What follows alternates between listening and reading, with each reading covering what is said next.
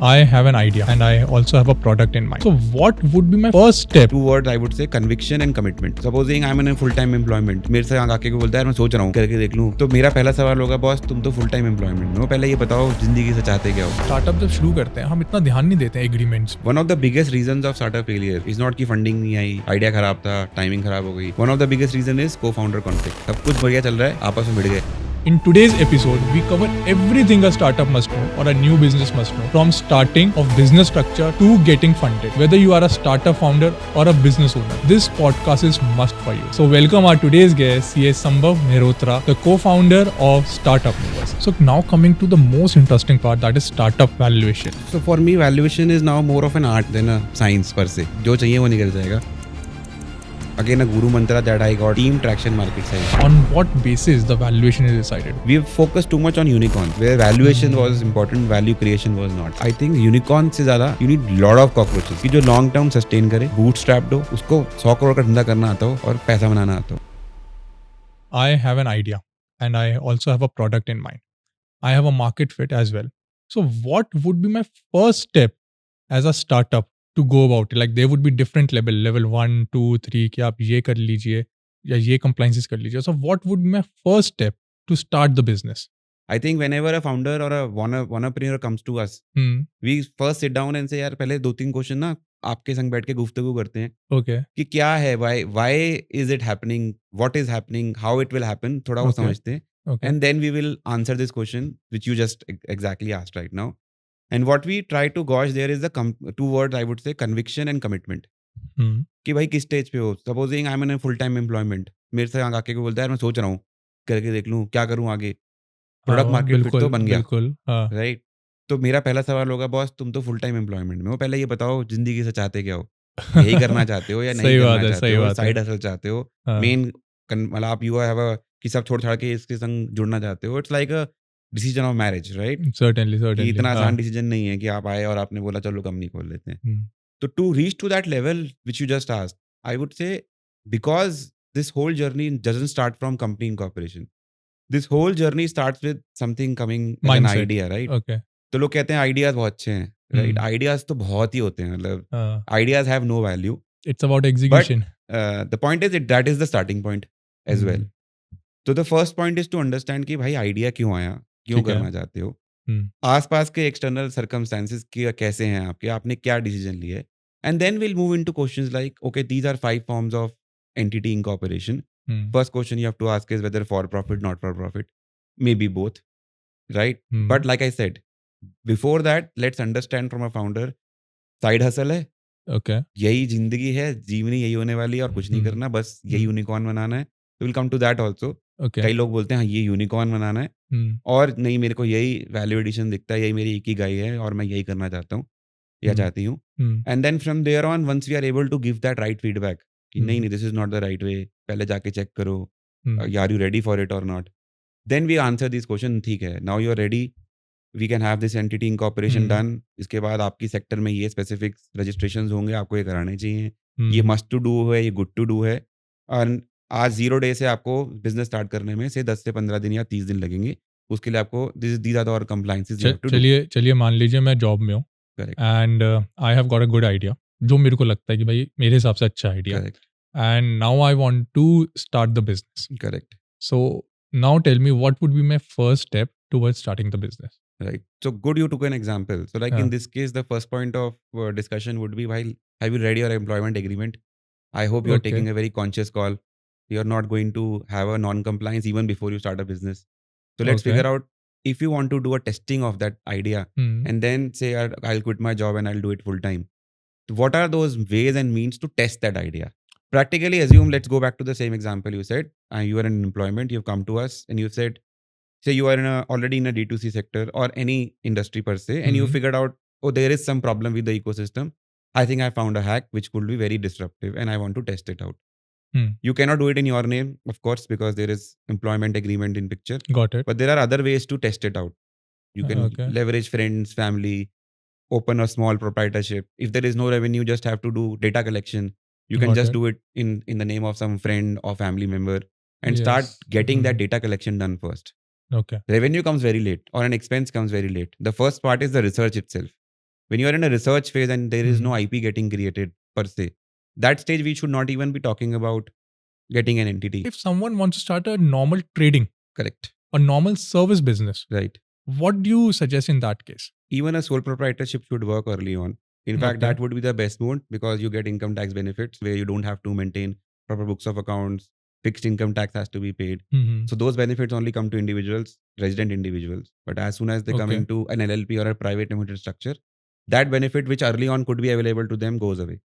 So like I said, if it's something of a small setup or a mid-size SME segment, sole proprietorship should be good. GST registration is all you need. So let us assume a case. So I am in job, Right. working 9 to 5, and I want to start a business. Okay. And there's a partner of mine as well. He will be full time into this startup. Right. So what is the best corporate structure or registration you would recommend, whether it will be partnership, LLP, or private limited, and why? Sole proprietorship is in any case ruled out Done. because if I'm just asking my partner to run the show and I'll be on the back seat, there's a risk because when there's money, then there is financial implication. Plus, And I guess sole proprietor, you might clear it out. It will be only if a person is running the show individually. that's correct. Right. That is Yeah. correct. But say even if I want to have some sort of a financial interest in a sole proprietor, I can give it as a loan and take a huge interest component on that. So I can build ways around to get profit out of it. Okay. But again, I have no control over the business. So Got from it. that standpoint, sole proprietorship is ruled out. Now I'm into a job, I still want a control. Then partnership is the first thing that will come into picture. It can be registered, unregistered. The only problem there is the liability is unlimited if it's a partnership firm and it's unregistered. And if it's unregistered in the court of law also, whatever you would have written on those agreements won't hold good. The only part is it's very easy to run. Compliances are not, the corporate compliances moves out. You still get the benefit of presumptive taxation. And you still have a control because you can have joint bank accounts, right? And at this point of time, since you are into a full-time employment, somebody in the family or anybody you have a very huge trust on can become a pseudo partner on your तो behalf. आप कह रहे हैं कि जो partnership form है, it can be registered as well as unregistered. That is correct. So in unregistered, we can still have a bank account and we can still have a income tax benefit Absolutely. of That can income. in a week's time you can have a running business if you just need to have stamp paper, get your So, partnership and then agreement. what is the difference between getting registered and unregistered? Like I said, the court of law will recognize your terms only when it is registered.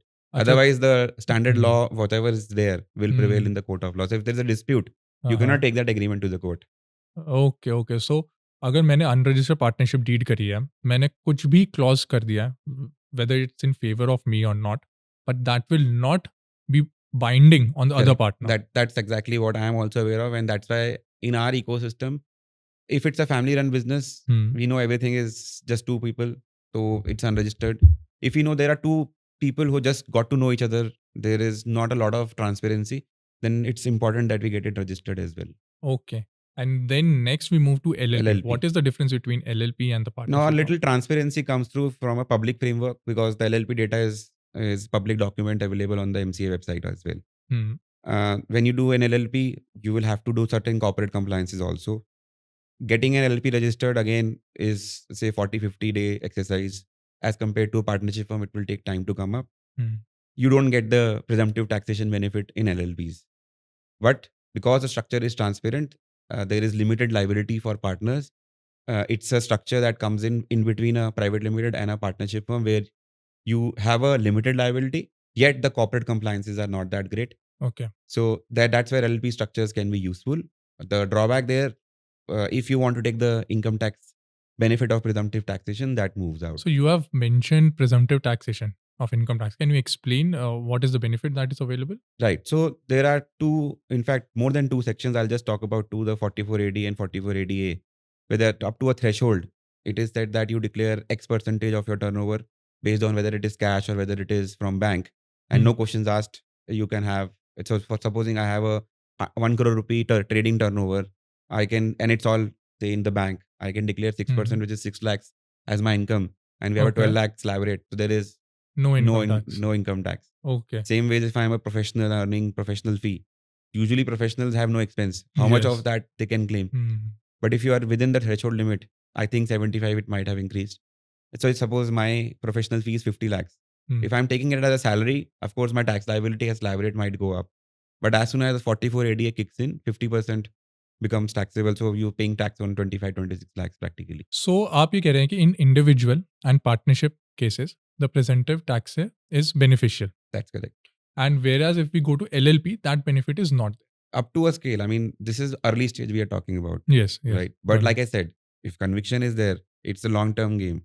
Then just straightforward go And for private what limited. about private limited company? So private limited for, in our case, Because I guess that is a more buzzword, and all the startups are preferring, whether Absolutely. knowing its pros and cons, they directly want to go for a private limited company without Correct. knowing the compliances that are associated with that. Correct. So like I said, let's go back to what startup is. Startup is a mindset for disruption.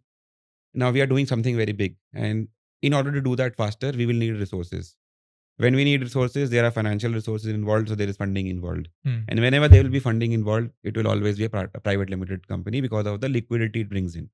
I can have anybody come into as a shareholder. I can change the shareholding, distribute ownership, transfer ownership. It's fairly easy in a private limited setup.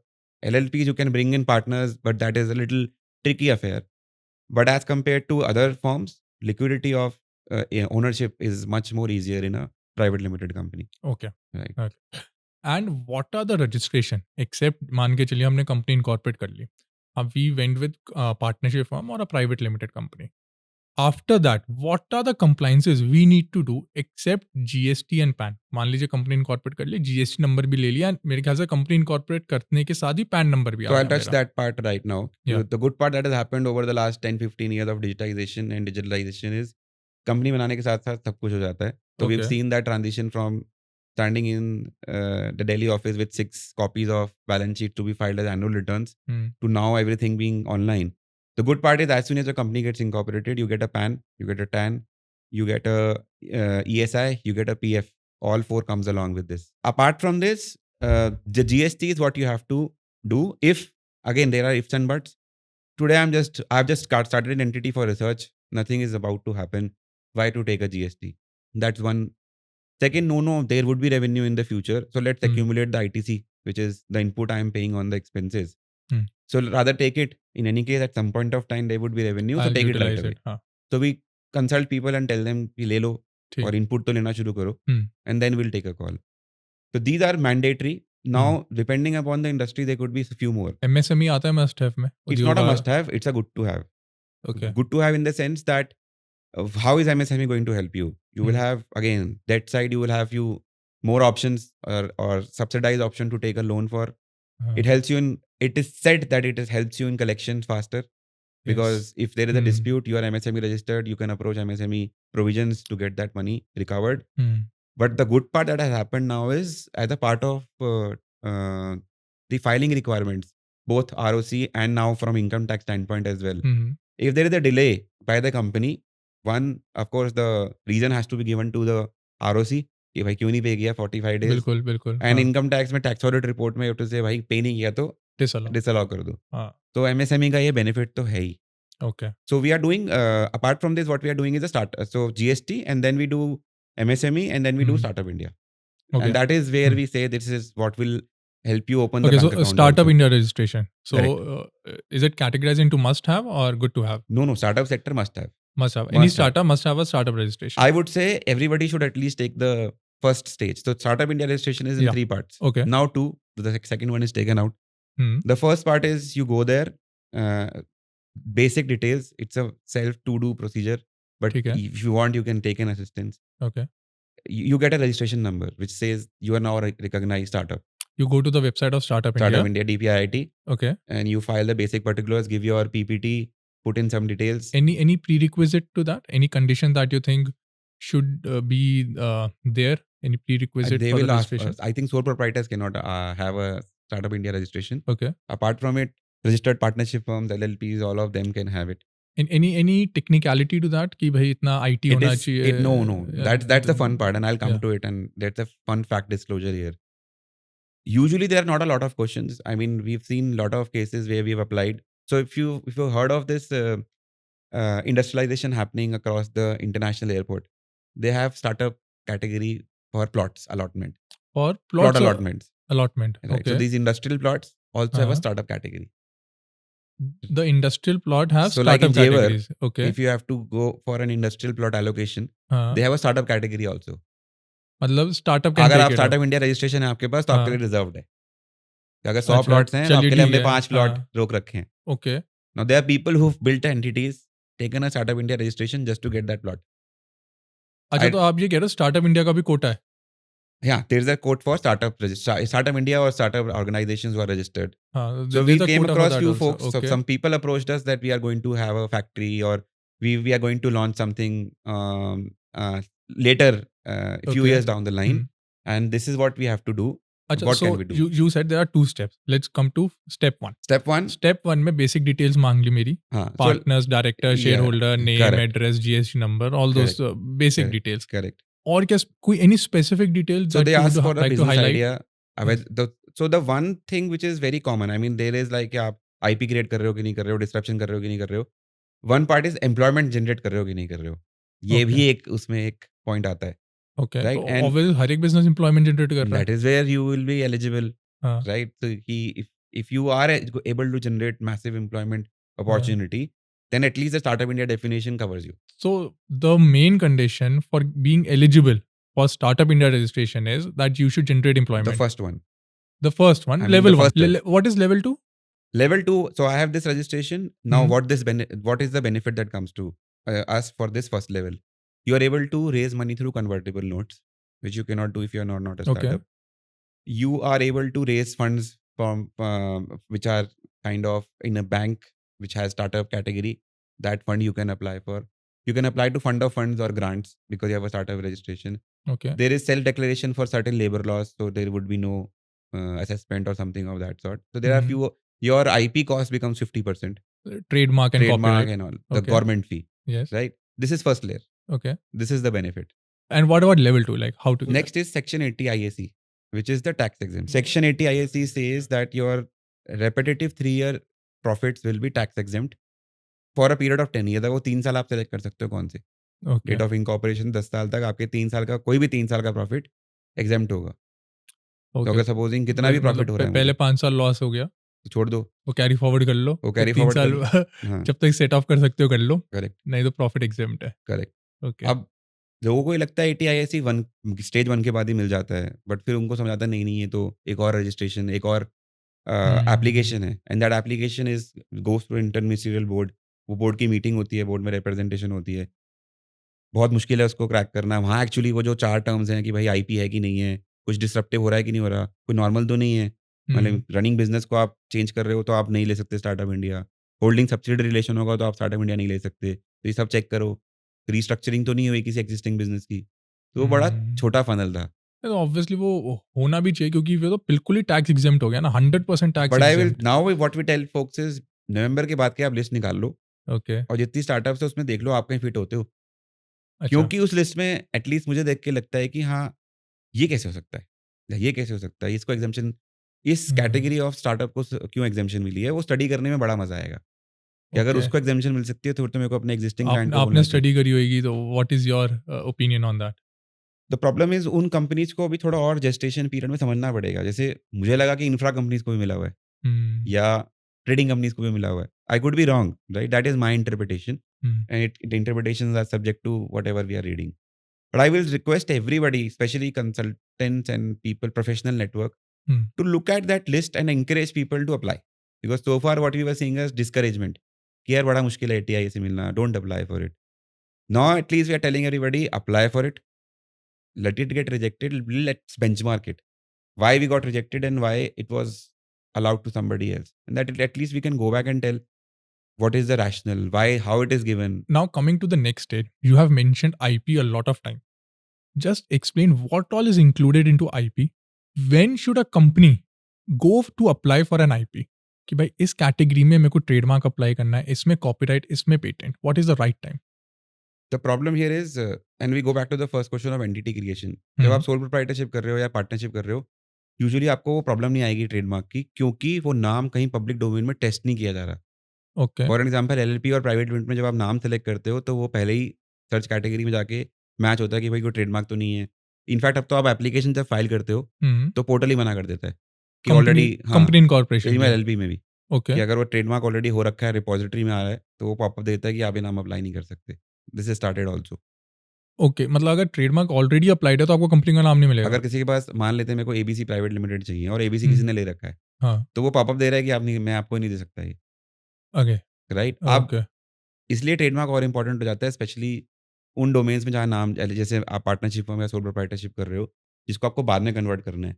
अब हुँ, आपने let's assume Tata या रिलायंस को नाम use करना शुरू करा और हाँ, एक अच्छा बिज़नेस ही बन गया, ट्रैक्शन हुँ, भी आ गया। हाँ, अब आप थोड़े इतने बड़े हो गए कि नोटिस में आ रहे हो।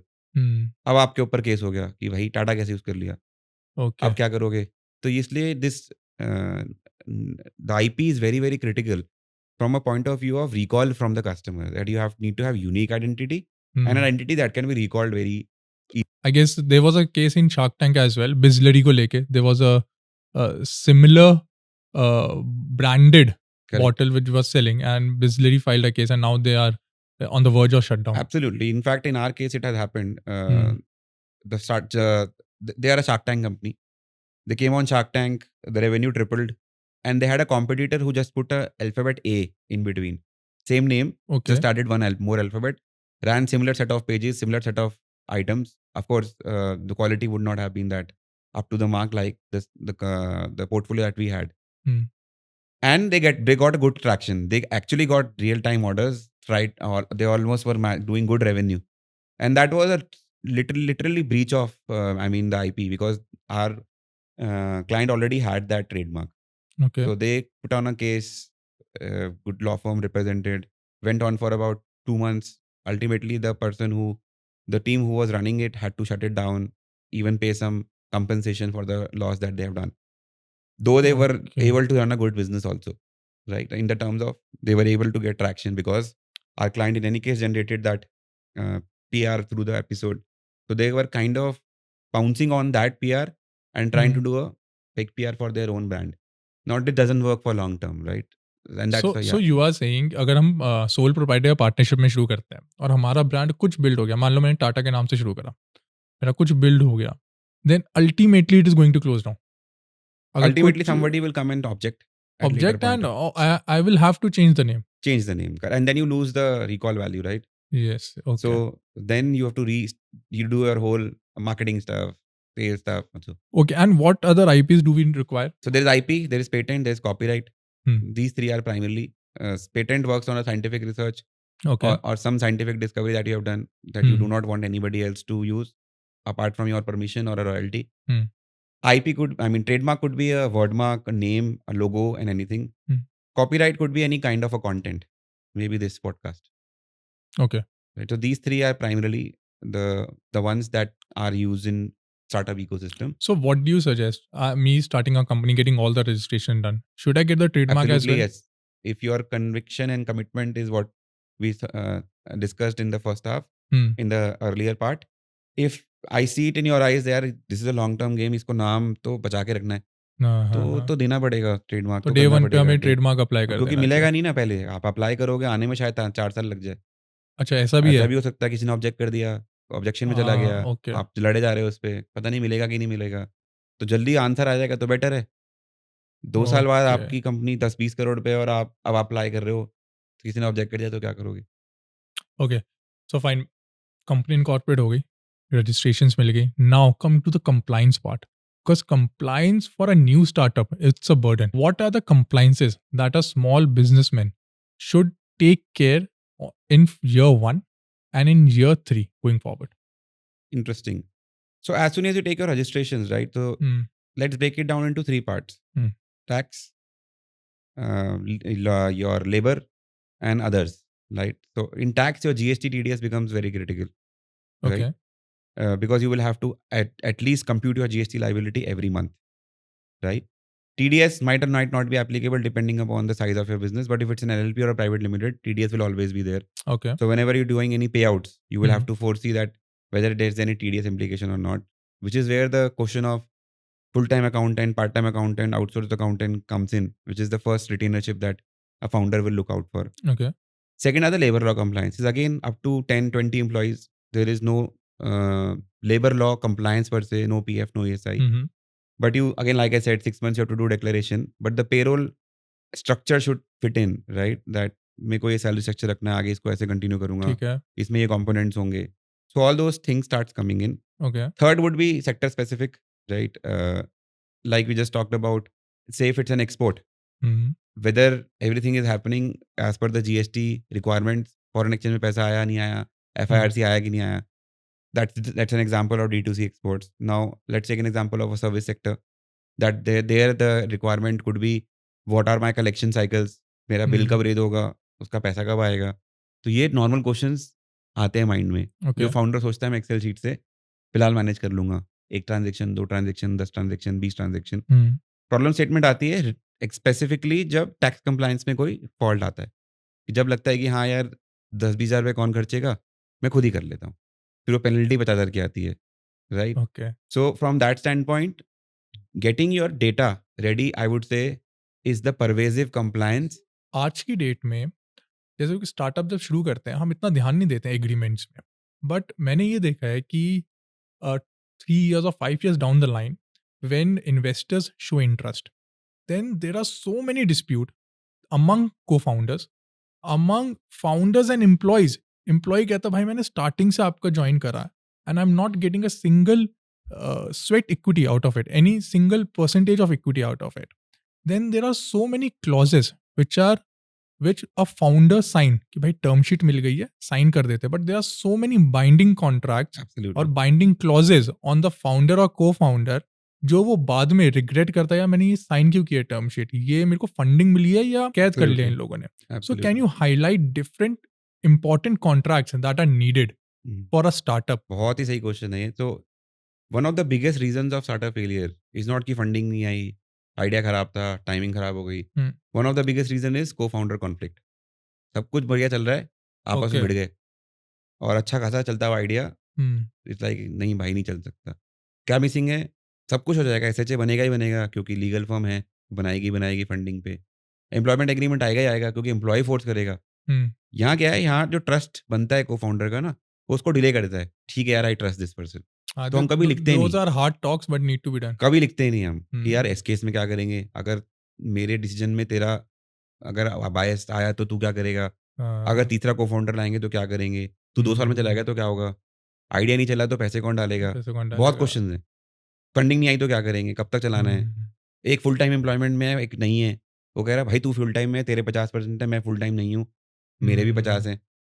या उल्टा करके देखते हैं इसको कि तू तो फुल टाइम है, तू क्यों 50 लेके बैठा था, तो तू 50 ले ले, कोई बात नहीं, आज क्योंकि वो ट्रस्ट फैक्टर है. पैसा आ गया कंपनी में, नॉट लाइक यार गलती हो गई, मेरे को तो 70-80% होना चाहिए था. The question we were discussing just a short while back, we never gave it a thought कि हमारी इक्विटी कैपिटल दिखनी कैसी चाहिए. तो भाई को फाउंडर एग्रीमेंट पहले दिन बनाओ कि ये 10 चीजें हैं जिसके ऊपर हम बात करेंगे, डिस्प्यूट होगा तो ऐसे सॉल्व करने की कोशिश करेंगे. मेरे को लगता है ये कंपनी बनाने से पहले बनाना चाहिए, उससे भी पहले बनाना चाहिए agreement. 100% you right it down. Agreement तो चलो लीगल फॉर्म में बन जाएगा, हां, but one should write it down and it is like decision make. जैसे आपकी कंपनी का वैल्यू सिस्टम आपको डिसीजन लेने में हेल्प करता है, या अगर 10 लोग डिसीजन ले रहे हैं तो वैल्यू सिस्टम काम आएगा. Co founder agreement is the same, कि हम लोग डिसीजन कैसे लेंगे अगर डिस्प्यूट होगा. Dispute best of the agreements are दोस्त जो कभी काम ना आए. बनाओ और कभी काम नहीं आएगा. सही बात है. नहीं बनाओगे तो फिर कोफ्त होगा कि यार क्यों नहीं बनाया यार, बना लेना चाहिए था, अच्छा खासा डिस्प्यूट सॉल्व हो जाता. तो को founder agreement is the first document which is missing. अब यूजुअली होता क्या है, क्योंकि मैं एक इन्वेस्टमेंट लेके आ रहा हूँ कंपनी में, को फाउंडर एग्रीमेंट है नहीं जी, वो तो नहीं है. तो फिर एक काम करो, वो SHA में डाल देते हैं टर्म्स, तो वो टर्म्स वहीं कैप्चर हो जाते हैं. ओके, चलो SHA पे भी आएंगे, बट को फाउंडर एग्रीमेंट में आप बताइए क्या ध्यान रखना चाहिए एज अ फाउंडर. तो मैं 2-3 क्रिटिकल थिंग्स बता देता हूँ. रिवर्स वेस्टिंग जरूर होनी चाहिए. मैंने कंपनी शुरू करी, बहुत एक्साइटेड है, बट आपको 6 महीने में लगा मेरा पॉडकास्ट बड़े चल रहा है. तो यार मैं कहा यार तूने बोला था यार वी विल रन इट, तो अब तू जा रहा है. हाँ मैं तो जा रहा हूँ. तो फिर तेरी 20% इक्विटी का क्या होगा, वो तो मैं ले जा रहा हूँ, वो तुम्हें पास थी. तो लाइक अगर आप फर्स्ट ईयर में जा रहे हो, पूरी इक्विटी वापस करके जाओगे, तो you will write it down, which is reverse wasting. And you have to be with a company minimum 3 years or minimum 5 years. Yeah, you can keep reverse vesting. I mean different vesting periods could be there. कि हर एक साल आपकी 10% आएगी. ये भी हो सकता है पहले 2 साल क्रिटिकल है, तो पहले साल चले जाओगे तो 5 ही मिलेगी, दूसरे साल जाओगे तो 25 मिल जाएगी, तीसरे में 50 मिल जाएगी. I mean you can be subjective around that. Okay. Second is role क्या होगा, क्योंकि एक सबसे बड़ी प्रॉब्लम स्टेटमेंट जो मैंने ग्रोइंग स्टार्टअप्स में देखी है, कि आज मैं बोलूँगा यार डिजिटल फाइनेंस और HR में देख रहा हूँ, बिजनेस डेवलपमेंट और से ऑपरेशंस आप देख लो. हमारा लर्निंग कर्व है, हम लोग सीख के नहीं आए थे। यूजुअली फाउंडर्स के संग भी ऐसी होगा कि हो सकता है कॉर्पोरेट से आ रहे हो, कुछ सीख के आ रहे हो, सब कुछ नहीं आता होगा। अपनी बन जाएगी, एक स्टेज तक आ जाएगी। अब आपको सब्जेक्ट मैटर एक्सपर्ट चाहिए, आप सब्जेक्ट मैटर एक्सपर्ट ले आए, वो आपको रिपोर्ट कर रहे हैं, अब आप क्या कर रहे हो? तो अब आपका रोल क्या होगा? फिर होगा यार अब तो सब्जेक्ट मैटर एक्सपर्ट आ गया, अब तुम क्या कर रहे हो? या मैं क्या तुम कर क्या रहा कर हूँ? रहे हो? हाँ, तो ये मैंने प्रॉब्लम या स्टेटमेंट तुम अच्छी कम कर रहे हो, मैं ज़्यादा कर रहा हूँ, हाँ, या ये मैं मैंने ज़्यादा देखी कर रहा हूँ। प्रॉब्लम हाँ। स्टेटमेंट्स कि फाउंडर तो जुड़ा हुआ है बिज़नेस से, राइट? चाहे सिंगल डिजिट शेयर होल्डिंग होगी, उसका फेस रहता है, लेकिन वो कुछ कर नहीं रहा होता उस टाइम पे उसके पास लाइक दीपेंद्र गोयल का पॉडकास्ट में उसने बोला है कि कैश टीम है यार, कुछ करने की ज़रूरत ही नहीं पड़ती, हाँ। Right?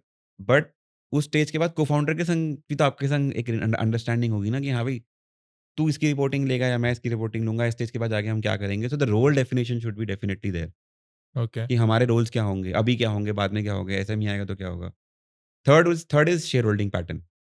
Like I okay. Said कि मैं आज हुँ, एम्प्लॉयमेंट में हूँ, आज आप फुल टाइम हो, तो हुँ, मैं 50-50 नहीं कर सकता भई। देयर आर बिल्कुल। Variables I have to look at. मैं एक सब्जेक्ट मैटर एक्सपर्टीज़ ला रहा हूँ, हुँ, मैं ही आइडिया ला रहा हूँ, मैं साइंटिफिक बैकग्राउंड से आ रहा हूँ, बट मेरे पास तो 26 पेटेंट हैं।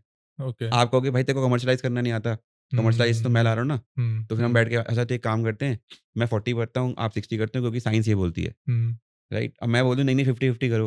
वो कहेगा ठीक है यार आप रखो आइडिया, आपके पास 26 आइडिया है ना, आप किसी हुँ, भी आईआईटी या किसी भी साइंटिफिक इंस्टीट्यूट के प्रोफेसर्स के पास जाओ, भरे पड़े हैं पेटेंट्स। बट हाँ, पॉइंट इज़ कि उसमें से कमर्शियलाइज़ कितने होते हैं? कमर्शियलाइज़ शायद है। शायद कैपेबिलिटी सबकी हो, लेकिन उसको कमर्शियलाइज़ करने का वो स्किल सेट शायद मिसिंग है। अच्छा, इक्विटी स्प्लिट में अगर आपको रैंक करना हो, so what would be the prime importance जिसको हमें देनी चाहिए? रिस्क नहीं, प्राइम इम्पोर्टेंस किसको देनी चाहिए in terms of equity split? Whether it should be capital inducted कि फंड कितना कौन ला रहा है, स्किल्स कितना कौन ला रहा है, या टाइम कितना कौन डेडिकेट कर मैंने रहा है? इसलिए पहले आंसर कर दिया रिस्क, अच्छा। क्योंकि ये बड़े सब्जेक्टिव हैं तीनों राइट? ओके। मैं मान लेता हूँ I am a financially independent person, मेरे लिए 1-2 करोड़ की कोई वैल्यू नहीं है, हुँ, राइट? मैं आपके लिए एज़ इन्वेस्टर ही तो आ रहा हूँ फिर, हाँ, राइट? बट मैं आपका एक को-फाउंडर हूँ, आपको मेरी फाइनेंशियल पोज़ीशन पता है हुँ, और और कोई पैसा नहीं देगा अभी, मैं घर बेच के 2 करोड़ रुपए ला रहा हूँ। हुँ, दोनों सिचुएशंस में फ़र्क है और आपने क्वेश्चन पूछा स्किल्स का, अगेन मेरे स्किल्स किसी लेवल तक ही काम आएँगे। हुँ, अगर आप और मैं दोनों इंजीनियर हैं, तो आपके मेरे स्किल्स मैचिंग हो गए। हुँ, मैं फाइनेंस से आ रहा हूँ, आप चलो टेक से आ रहे हो। मेरा स्किल कम तो नहीं है। हुँ, आपके चलो थोड़ा आपका ज़्यादा होगा क्योंकि आप कोडिंग कर रहे हो। मैं तो कहूँगा वो भी ज़्यादा नहीं होगा, कोडिंग तो मैं किसी से भी करा लूँगा। Hmm, anything that I can buy from the market is not worth equity. So okay. If it's skill that I can buy from the market, it's not worth equity. If my money that is coming in from a source that is more of an investment, doesn't deserve more equity. What was the third one that you used? The amount of time one is investing. Correct, which is the risk? या मैं job छोड़ के आया हूँ, आप job कर रहे हो, मेरा रिस्क ज़्यादा है। So again okay. I would say बहुत सारे फैक्टर्स कंसिडर होंगे ये वाले तीनों।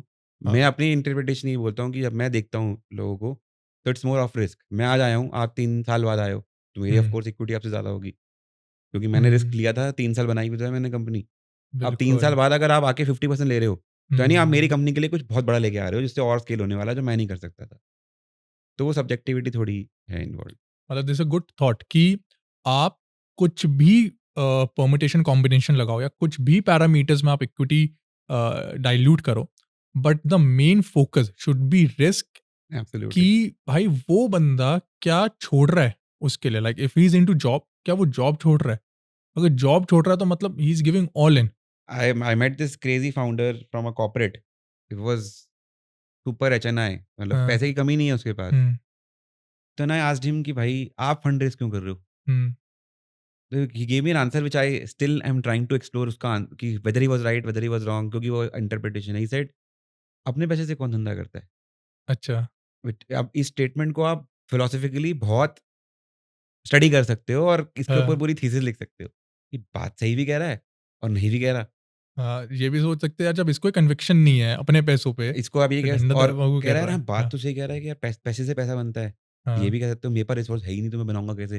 हुँ, जैसे तुम मान के बैठे हो कि मैं अल्ट्रा एचएन आई हूँ, हाँ, तो फिर और एक and then there was another gentleman whom I was discussing financial independence with. And he's like a mentor to me. That's why I'm in this ecosystem. He said, nobody became rich by saving. Everybody became rich by spending.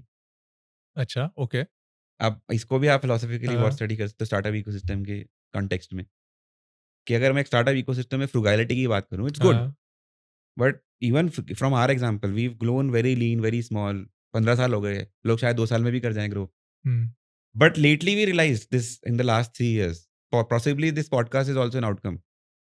Unless you are making a noise or telling your story, which is the spend that he's talking about, it's not exactly just spending like anything. Doing the right spend. You have to put your money to right use for it to come back to you. Right? If you're just parking it as a saving, it doesn't work. That's the rule of business also. So when we're talking about going back to our topic of risk, right? I might not put that money in. मैं घर बेच के थोड़ी लाऊंगा पैसा. That was just an analogy we were using. But at the same point of time जो ला रहा है उसको evaluate करने के लिए मेरे पास एक opportunity आ गई ना कि यार ये तो investment की तरह ला रहा है. इसका रिस्क उतना नहीं है. I guess this is very unique and different कि भाई आप अलग अलग पर्सपेक्टिव तो सोचते हो कि कौन क्या ला रहा है, कौन कितनी फंडिंग ला रहा है. फंडिंग में तो आपने नंबर दे दिया. इट इज़ वेरी इजी कि हाँ भाई 1 CR आप ला रहे हो 1 CR मैं ला रहा हूँ, चलो 50-50 करते. आपका स्किल सेट है मेरा स्किल सेट है 50-50 कर लेते हैं. बट जो वो रिस्क है जो आप रिस्क ले रहे हो उसका कभी आपने वेटेज नहीं दी है. Correct. Because that is like a intangible thing, like you don't have a number to it. Correct. Again very so इतने सारे यूज केस हो गए ना 15 साल में. तो एक स्टार्टअप है funded by another listed startup now, but जो उसमें सीईओ है वो सिंगल डिजिट परसेंटेज पे है. ओके. अब you can go back and से यार ये कैसे हो सकता है कि जिसने फंड किया है वो मेजॉरिटी स्टेक होल्डर है और जो चला रहा है कंपनी वो सिंगल डिजिट स्टेक होल्डर है. ऐसे केसेस भी हैं. अगेन रिस्क, क्योंकि जो आया सीईओ बन के उसने कहा मैं रिस्क नहीं लूंगा भाई, ना मैं पैसा लगाऊंगा ना मैं जॉब मतलब अपनी सैलरी छोड़ूंगा. मुझे तो सैलरी भी चाहिए डे 1 से. मुझे एक धंधा करना आता है वो आप देख चुके हो. बट क्योंकि आप मुझे रिस्पॉन्सिबिलिटी और रिस्क दे रहे हो तो इसके लिए मुझे एक ईसॉप काइंड ऑफ वो पकड़ लो कि ईसॉप भी नहीं है बट मेरे लिए एक मेजॉरिटी 8-10-9 जो भी परसेंट है वो मेरे को चाहिए. तो being a CEO because the risk is already calculated, इतना है ही नहीं, सैलरी मिलेगी, पैसा कोई और लगा रहा है, धंधा ऐसा है जो मैं पहले कर चुका तो मेरा रिस्क मिनिमाइज हो गया. तो ये भी होता है. जिसने पैसा डाला है वो कुछ नहीं कर रहा लेकिन वो 80% होल्डर है. जो चला रहा है उसने तो अपने आप को सेफगार्ड कर रखा है, वो 9% होल्डर है. बिल्कुल. और बाकी जो बचे वो सेकेंडरी इन्वेस्टर्स हैं. ऐसा भी होता है. It's very subjective. And what about share purchase agreement? उसके अंदर व्हाट आर द टर्म्स? क्योंकि फाउंडर को ये लगता है कि भाई फंडिंग मिल रही है, टर्म शीट आ गई, मतलब वैल्यूएशन जो हम चाहते थे सब हो गई है, चलो यार जल्दी से साइन करते हैं, अकाउंट में पैसे आ जाए. बट वो भूल जाता है कि क्या क्या चीज़ें ही signing up for it. Absolutely. And he realize it when he wants to do the second round, or when he wants to dilute his share, or when he wants to invest somewhere else. So what do you think, what are the common clauses which you have faced कि भैया ये founder को बाद में regret होता है sign करके? वो मेरे ख्याल से ना वो वाला टाइम अब निकल गया इंडियन इकोसिस्टम में. I can say we have शाना फाउंडर्स नाउ. अच्छा. लोगों को पता है कि ये स्टैंडर्ड टर्म्स हैं, लॉ फॉर्म तो आएगी बट ये 10 चीज़ों पे मुझे खुद ही नेगोशिएट करना है. ओके. इन्वेस्टर से ये नहीं दे सकता हूँ, ये दे सकता हूँ, बोर्ड सीट नहीं दूंगा, लिक्विडेशन प्रेफरेंस इतना ही दूंगा. These are terms. Now board seat तो मांगते हैं बहुत, अगर 10% से ज्यादा कर रहे हैं. एंजल पे नहीं, एंजल राउंड पे नहीं दूंगा ना. एंजल को क्यों दूं मैं बोर्ड सीट? एंजल पे को नहीं. हाँ, आप इंस्टीट्यूशनल हो मैं दे दूंगा. ऑब्जर्वर ले लो, मैं तो ऑब्जर्वर दूंगा, बोर्ड सीट नहीं दूंगा. बोर्ड सीट ले लो, इंडिपेंडेंट डायरेक्टर दे दूंगा. राइट. तो ये नेगोशिएशंस करने के लिए usually law firms across the table बैठती हैं. But what we are looking at is ecosystem has matured. Founder investor भी पहले ही वो डिस्कस करके बोल रहे हैं कि भाई ये लो, इस पे तो एग्रीमेंट हो गया, बाकी तुम नेगोशिएट कर लेना. ताकि टाइम बच जाए भाई. 3-3 महीने में एग्रीमेंट साइन करोगे तो फंडिंग कब लाओगे? अच्छा, फिर ऐसी चीज बताओ जिस पे नेगोशिएट कर सकता है फाउंडर. लिक्विडेशन प्रेफरेंस पे नेगोशिएशन होता है. ओके. मतलब I can just explain it a bit. कि अगर कंपनी मान लो डब्बा गोल हो गया और अब पैसा कुछ बचा है तो किसको किस प्रेफरेंस में मिलेगा? ओके. वैसे हम अगर लिक्विडेशन प्रेफरेंस ना रखें तो हम ये बोलते हैं ना कि पहले लोन दे दो, फिर डिवेंचर दे दो, फिर प्रेफरेंस शेयर दे दो, फिर इक्विटी दे दो. यही होता है. अब उन क्लास ऑफ शेयर्स हैं. Equity is the last. Equity is the last. अब मेरे पास प्रेफरेंस शेयर हैं 3 टाइप के. 3 अलग इन्वेस्टर्स ने डाले हैं. ठीक है. अब एक पहले स्टेज पे आया था, फिर दूसरे स्टेज पे आया, फिर तीसरे स्टेज पे आया. तो तीसरे वाला बोल सकता है पहले मैं लूंगा. सारे प्रेफरेंस शेयर होल्डर्स हैं, लेकिन तीसरा वाला कह रहा है पहले मुझे देना. तो पहले आपको बाकी दोनों को भी बनाना पड़ेगा.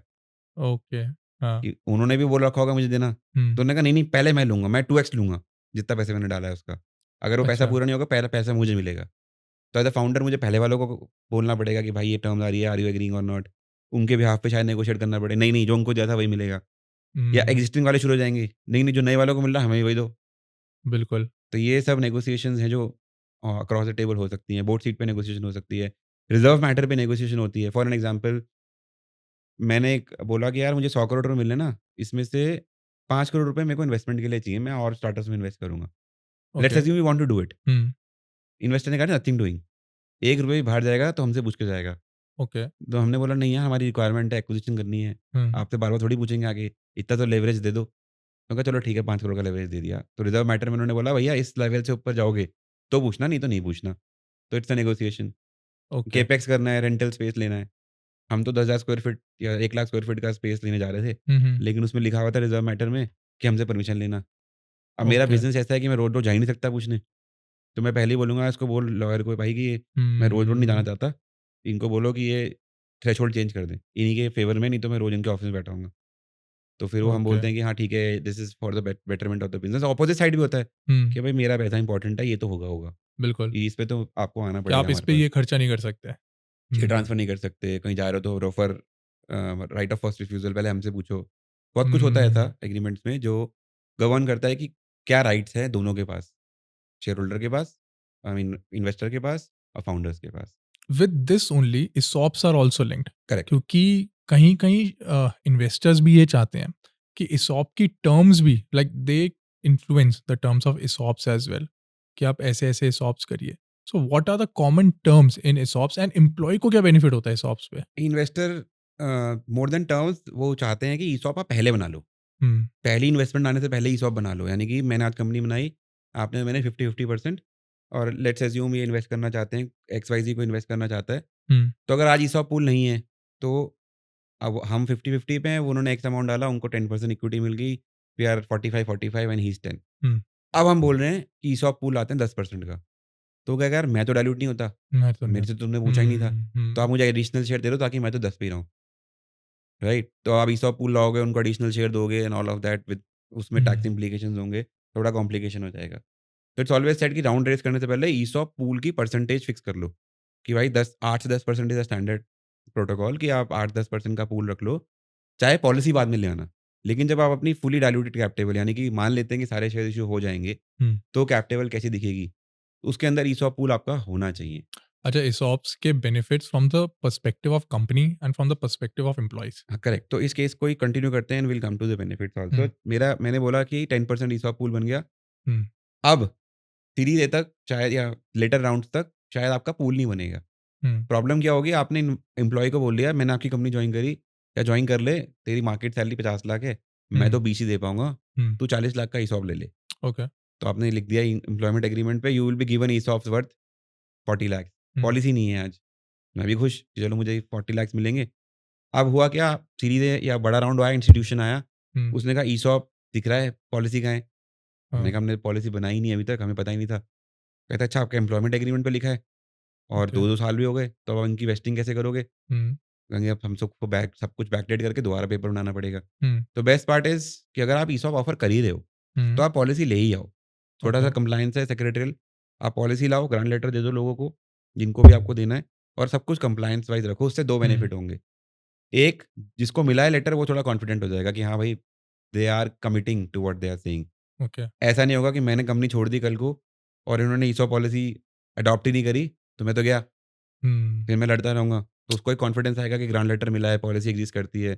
It gives confidence and encouragement. Governance wise you have set the right standards, hmm, right? From company standpoint you get a conviction and commitment from the from the employee employee कि या भाई सब ठीक-ठाक है, कोई दिक्कत हाँ, नहीं है, सब चल रहा है। कंप्लायंस बिकम्स फेयरली ईज़ी, नहीं तो ऑडिट में जाके फँस जाओगे कि हुँ, पहले साल में पता ही नहीं लगा ऑडिटर को कि ईसॉप पॉलिसी भी थी।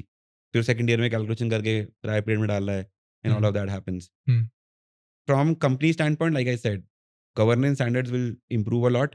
अगर आप ईसॉप मान लीजिए employee ESOPs policies are in place, so correct, they are compliant and everything. Right, so the advantage from companies point is कि भाई कंपनी को एक एश्योरेंस मिल गई कि ये बंदा मेरे साथ 3 साल, 4 साल या 5 साल तक साथ रहेगा।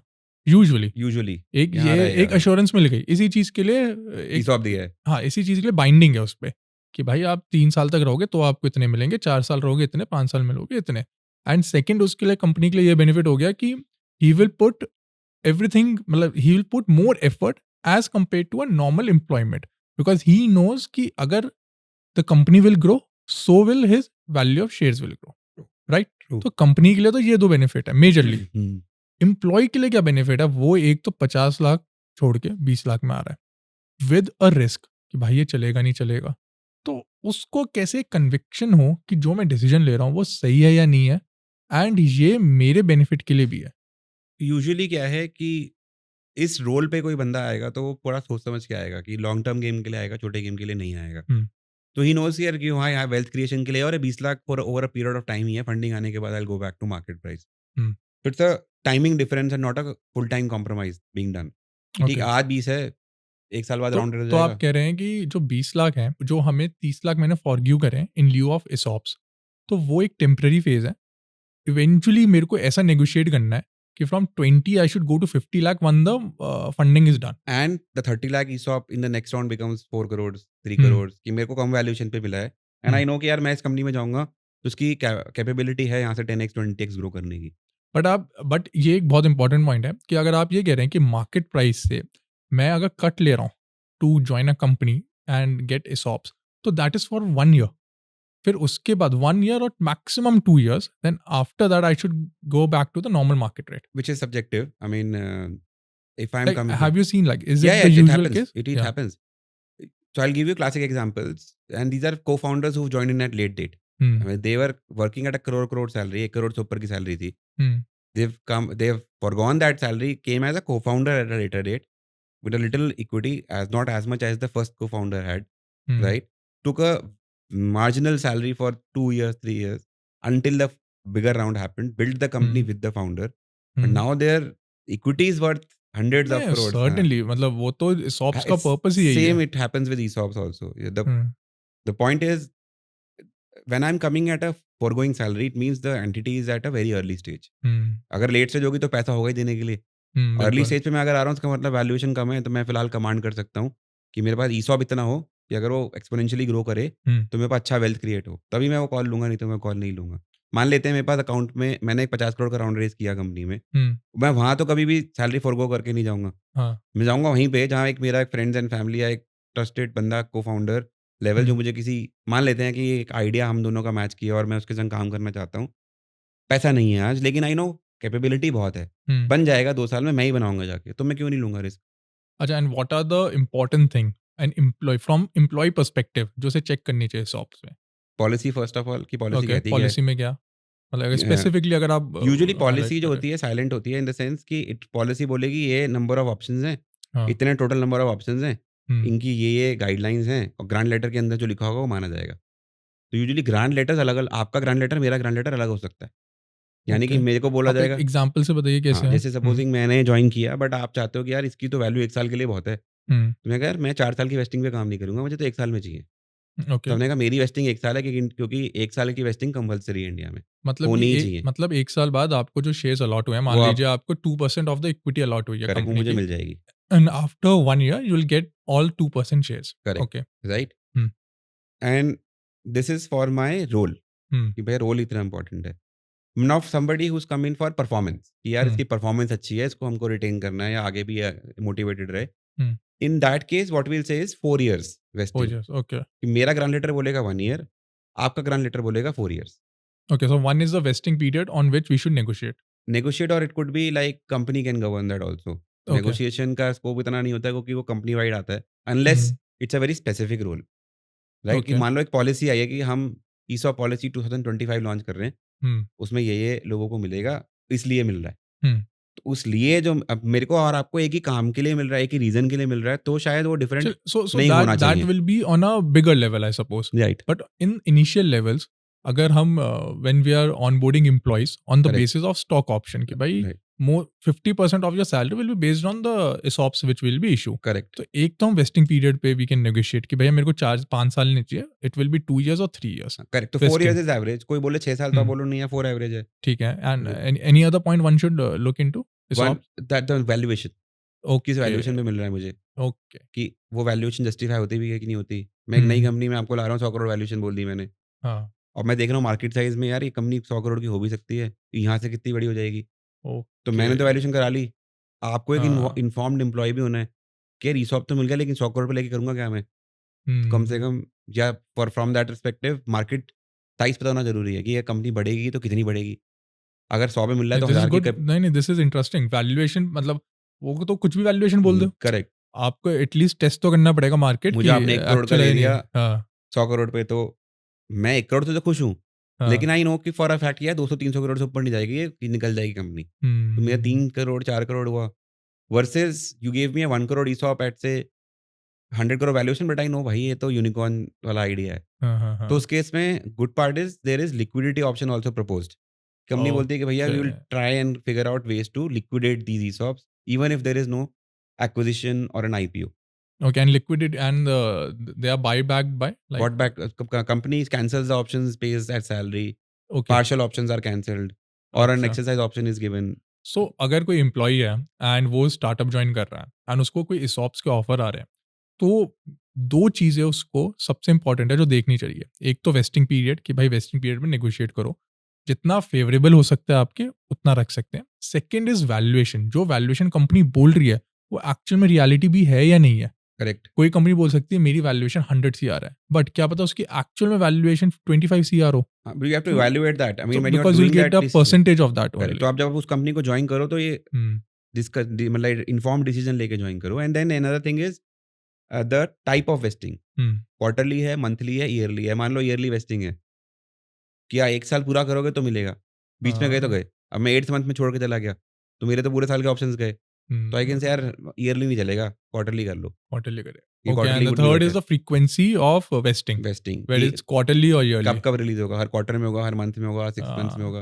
ओके। यूजुअली मैंने देखा नहीं एम्प्लॉयज़ को नेगोशिएट करते हुए इस पे। अच्छा। यूजुअली कंपनी जब ऑफर देती है तो उस हाँ। टाइम पे ही इट्स लाइक स्टैंडर्डाइज्ड कि यही है भाई, if you want to accept. But at higher levels of course it happens where like I said कि अर्ली ऑन जब रिसोर्सेज नहीं है तब कोई सीनियर रिसोर्स आ रहा है तो वहाँ ये नेगोशिएशन हो सकता है।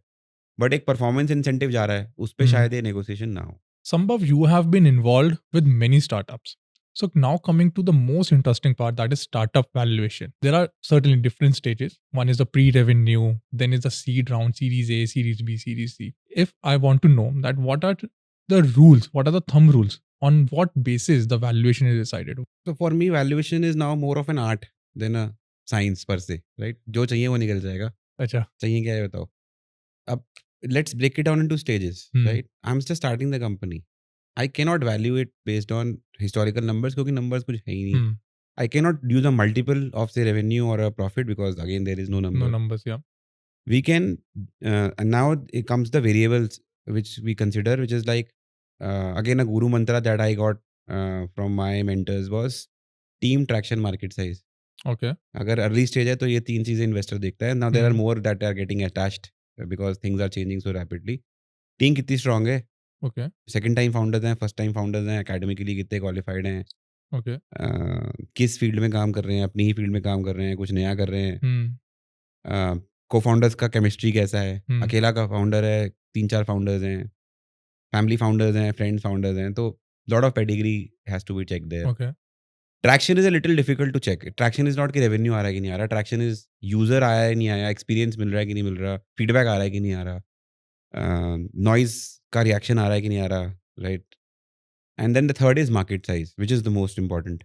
Now there could be few more, I will touch upon that as well. Market size being अगर ये कंपनी, जैसे अगर को मैं हिंदी में समराइज़ कर दूँ, अगर ये कंपनी इस रीजन की सबसे बड़ी बनेगी तो कितनी वैल्यू की होगी? कितनी वैल्यू की होगी, ठीक है। राइट, उस रीजन में टैम, टॉम, सैम जिसकी हम बात करते हैं, सर्विसेबल मार्केट कितनी, टोटल मार्केट कितनी है? तो वो ज़्यादा इम्पोर्टेंट है यहाँ पे।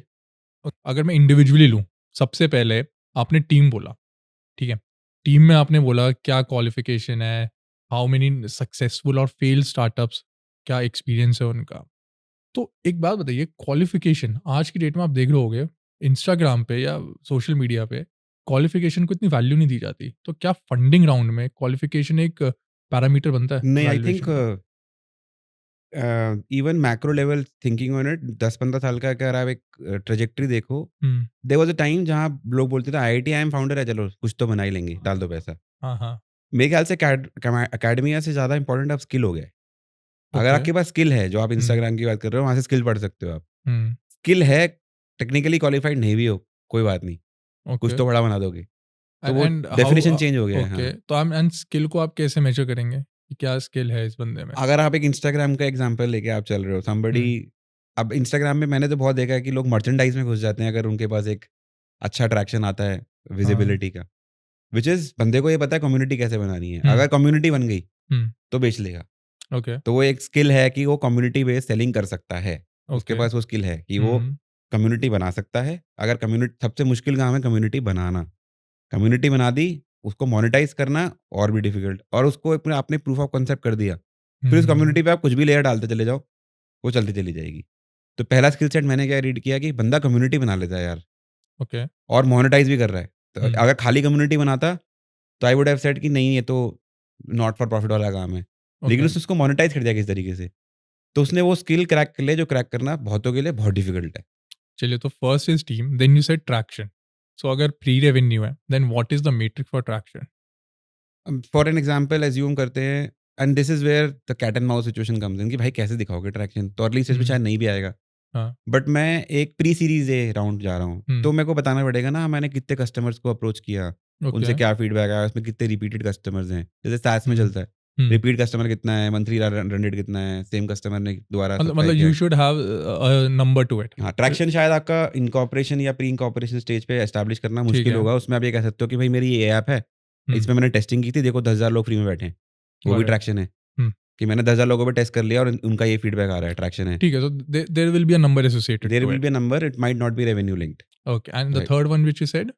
Market size. So there are three categories in Hmm. terms of how market size is to be captured. TAM, SAM, SOM. Target achievable market की overall market, भैया अगर मैं सारी 100% मार्केट कैप्चर कर लेता हूँ तो क्या Okay, होगा। okay, then next is service availability market की, अवेलेबल कितनी है मार्केट मेरे लिए, fine. उस पूरी उस मार्केट में से, प्रोडक्ट में उस पूरी मार्केट में से मेरे लिए कितनी मेरे अवेलेबल लिए है। कौन सी टारगेटेड एंड मार्केट है? SOM, विच इज लाइक कि अगर कंपटीशन होगा, सर्विसेबल ऑब्टेनेबल मार्केट, कि अगर Okay. मेरे पास कंपटीशन है, एक्सटर्नल फैक्टर्स है, तो मैं कितनी एड्रेस कर पाऊंगा। जैसे हमारे पास एक कंपनी है अभी, फंडिंग के लिए, फंडिंग कंप्लायंस के लिए आया था, उसका एक शू इज 12,000 रुपए का स्नीकर। तो वो Okay. मार्केट सेगमेंट बड़ा बहुत नीश है। बहुत नीश हो गया, लेकिन Hmm. डिमांड है क्योंकि मार्केट Okay. टैम बहुत बड़ा है। आपने जो बोला वो टैम ही इतना बड़ा Got है it.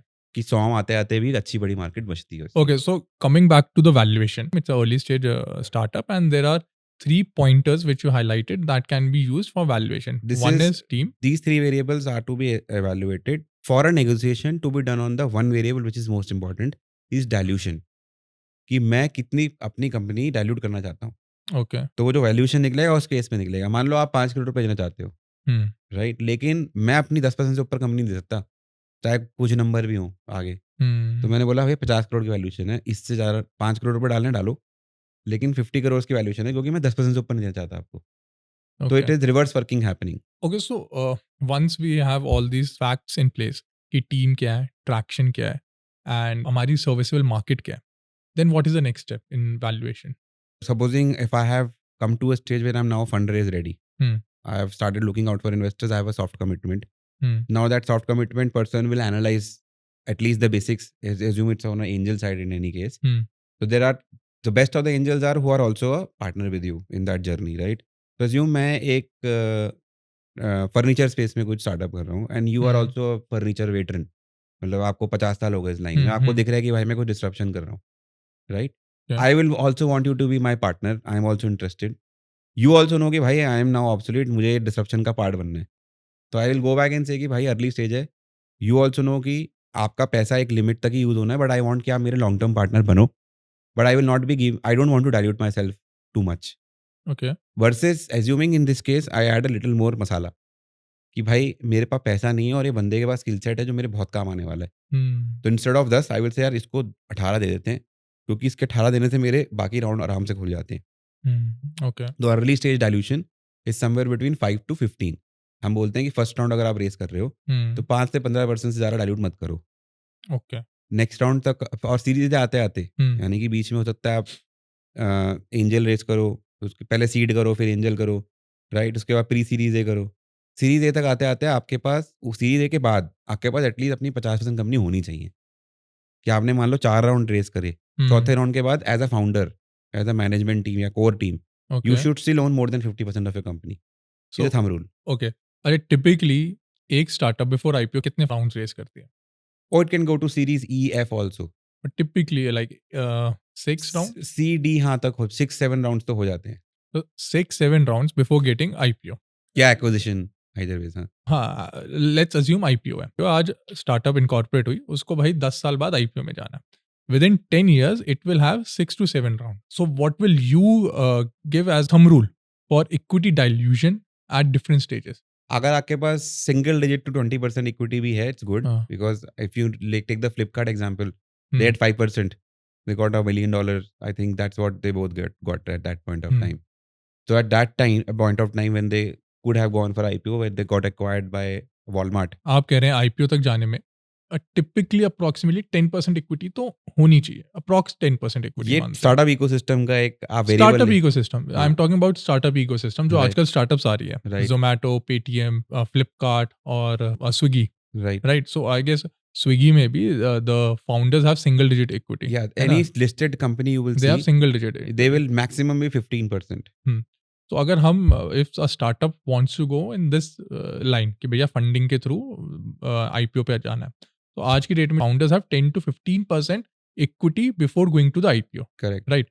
अगर अब मैं बैक कैलकुलेशन करूँ and I have around 6 rounds of funding, तो each round how much should I dilute? The first round would be 85% left, 15% gone. Second round again, I'll do about 10 to 20%. So I'll still be about 70% left, another 15% gone in terms of dilution. 2 rounds raised. Third round could be another 20%, which is about Okay. 16% gone. So I would be at about 64%. Right? Another 20%, we've reached round 5. So that would be about 52%. So now we are at Series A or Series B. Right? Then you do another 20-25% or a 30% round. So you come to about 30-35% by Series B or Series C. Okay. Right? So it's very subjective. The point here is the valuation also go down. Like now, COVID period and post-COVID, those who have sustained Exactly. have heavily compromised on dilution because the investors who had cash, they had to sustain those companies. And what happened? They took control of the company and founders diluted because they had no option because they would have shut down. So circumstances also govern a lot of such situations. But जैसे जैसे हमारे पास numbers आते हैं, revenue आता है, then if I am going for a second round, तब कैसे valuation होनी चाहिए? Again, once you have numbers to validate, हाँ. so there are multiples that work. Revenue Okay. कितना कर लिया? Hmm. What's the burn rate looking like? Okay. कितना पैसा चाहिए कितनी स्टेज तक पहुंचने के लिए? All those parameters coming to picture. Okay. And then again a variable approach is or a comparable method. So supposing आपने कोई स्टार्टअप खोला, मैं उसी फील्ड में हूँ, आपने ऑलरेडी राउंड रेस कर लिया है, तो मैं उसका एक कंपैरिजन लेके आपको जो आपकी स्टेज है वो वैल्यूएशन दे दूंगा. एग्जैक्टली. सो कंपेरेबल मेथड एक हो गया, बट ऐसा भी कुछ होता है कि बिकॉज आई एम आस्किंग कि कोई स्टार्टअप जो कर रहा है उसको ऐसा कौन सा मेट्रिक है जो उसे ध्यान रख like which he should focus on कि भाई मेरा रेवेन्यू इतना है तो मेरा इतना मल्टीपल तो हो ही जाएगा, इतनी वैल्यूएशन हो जाएगी. मान लो मेरा रेवेन्यू का 3 गुना तो मैं ले ही लूंगा. करेक्ट. या 5 गुना तो ले लूंगा, या मेरा बर्न रेट इतना है, या मेरा कस्टमर रिटेंशन इतना है, तो इस हिसाब से मेरी valuation. So for an example, let's take an example of IT or a SaaS company. The multiples could be much higher. Okay. क्योंकि रिपीट कस्टमर होगा, तो MRR अगर रिपीट कस्टमर से आ रहा है वन टाइम कम है, तो उस पे 7x 10x 15x मल्टीपल भी मिल सकता है. Okay. But say assume are sector, service sector, या 1x 2x भी नहीं मिलता, 3x मैक्सिमम होगा, क्योंकि टेक नहीं है, प्योरली ह्यूमन ड्रिवन है. ब्रिक एंड मोटार को शायद और भी कम हो. तो it's very industry specific. D2C को शायद 4x 5x मिल जाए. अदर देन रेवेन्यू और क्या मल्टीपल्स रह सकते हैं? Primarily revenue is the one, because bottom line तो है नहीं और बर्निंग टू स्केल, तो रेवेन्यू ही मेन मेट्रिक आती है जिसपे आप मल्टीपल बेस ले सकते हो. And what will EBITDA play a role as? Like will EBITDA played late stage. I mean, especially from a traditional side of the story, if the revenue multiple are 5x, EBITDA could be 20-30x also.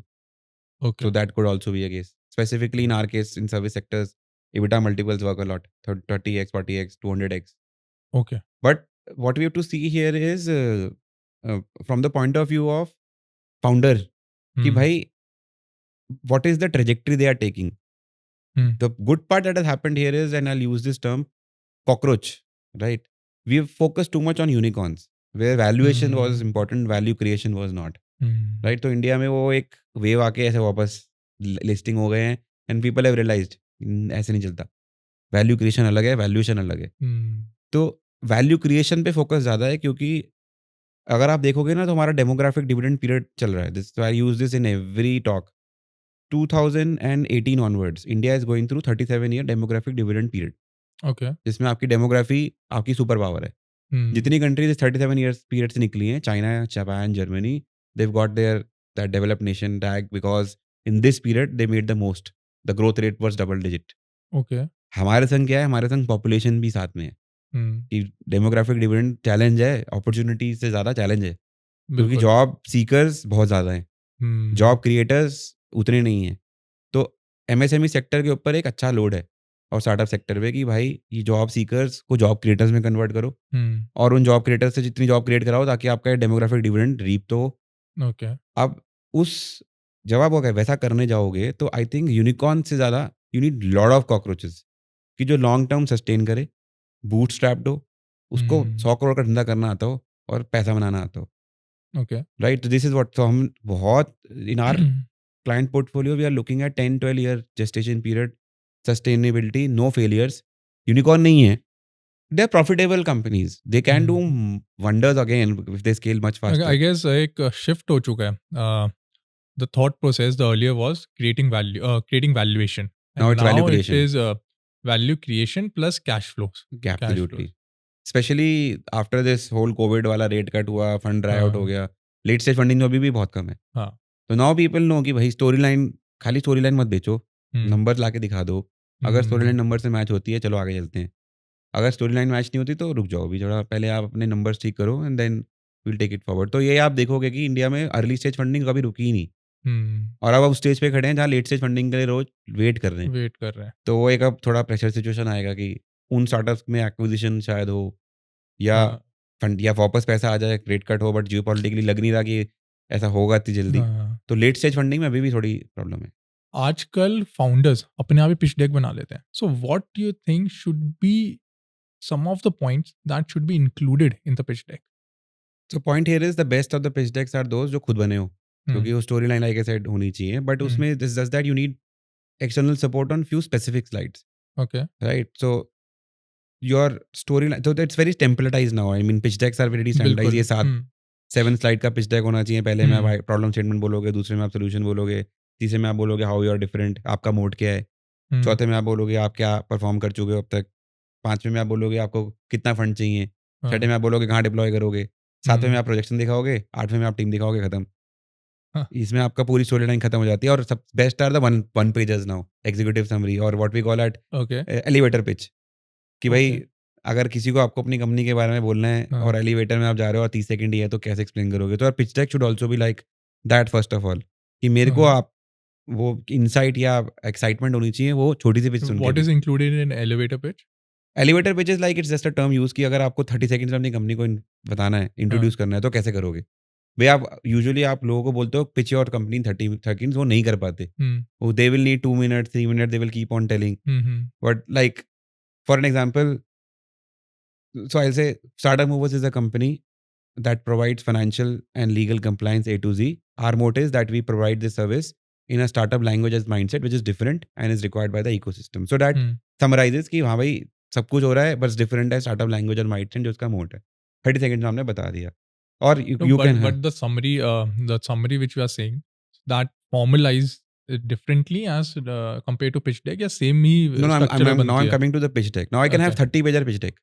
Okay. I don't have time to read it. In any case, VC firms that invite हर रोज propose- मतलब they get hundreds of correct. So pitch that's why decks. it's pretty Yes. templatized. 7-8 slide अगर वो हो जाता है, इसमें interest आ जाता है, then you can send that detail deck, जिसमें Okay. आप टेक्नोलॉजी समझा रहे हो, अभी तक की जर्नी समझा रहे हो, आगे का फ्यूचर रोड मैप समझा रहे हो, तब I will be interested to read all of that. But अगर मुझे वो 8 वाले में ही इंटरेस्ट नहीं आ रहा, तो देन वो 30 कभी पढ़ूंगा ही नहीं। तो the best of the pitch decks are जिसमें स्टोरी लाइन छोटे से कॉन्सेप्ट कंसाइज फॉर्मेट में वो 5 चीज़ें जो हमने डिस्कस करी वो आंसर हो जाए, कि 5 करोड़ चाहिए, यहाँ डिप्लॉय होना है, उससे ये प्रोजेक्शंस है, ये अचीव होगा, ये मेरी टीम है, ये मेरा आइडिया है, ये मेरा मोड है, ये मेरा सोल्यूशन है। Coming to the last question, 3 areas wherein you would suggest any startup founder who is just starting off the business that these 3 points you must take care of. So first I'll go back to where we started, conviction and commitment. Don't fool yourself. Right? I mean, do it from a standpoint being honest to yourself कि क्यों कर रहे हो, वो क्यों answer होना बहुत ज़रूरी है। हवा में मतलब आउट ऑफ की क्यूरियोसिटी यार कुछ खुद का करना है, हाँ, वहाँ से प्रॉब्लम स्टेटमेंट स्टार्ट हुई है, या एक्चुअली कुछ दिखा कि नहीं, नहीं यार, ये प्रॉब्लम तो बहुत बड़ी है, ये कोई सॉल्व नहीं कर रहा, मैं सॉल्व करूँगा, या ये कोई और सॉल्व नहीं करेगा तो इसमें और डैमेज हो सकता है, तो चलो उसको हम सॉल्व करने की कोशिश करते हैं। तो वो ओके, यूज़ केसेस की ऑनेस्टी बहुत ज़रूरी है। First, conviction, conviction and commitment, okay, both. Right, second would be your story line should also be honest, and the storyline that you are building should hmm, always be backed by data. So don't keep on spreading your storyline which cannot ever be backed by data. Okay, So what is happening today is people are going out giving that storyline. When it comes back to us, we are not hmm, able to validate that storyline hmm, because data doesn't speak that same language. Okay, So when you are building a storyline, and if somebody hmm, wants to look at data, you should be on top of it. Okay, So, and in fact, that should be the third hmm, point. I'll say how to do it is take help from right subject matter experts at the right time. There is very thin line in being frugal and being stupid, hmm, right? कि मैं खुद कर लूँगा, मेरे को आता है, इसमें क्या होता है? Some things have their own relevance, hmm, and it has to be relevant at the right point of time. So it's okay, okay to spend, not be stupid. It's okay to be frugal and have an affordable subject matter expert with you, rather than waiting for some bomb to explode and then not being able to validate your storyline, which is okay, the third part. The first is conviction and commitment. या, Second is work with the right set of partners and at the right hmm, time. Don't be stupid, but be frugal. It's okay. Hmm, And the third is always back your storyline with your data sets. Both okay. should speak the same language. Oh, thank you so much, Pleasure. Sambhav. It was really insightful, and thank you so much.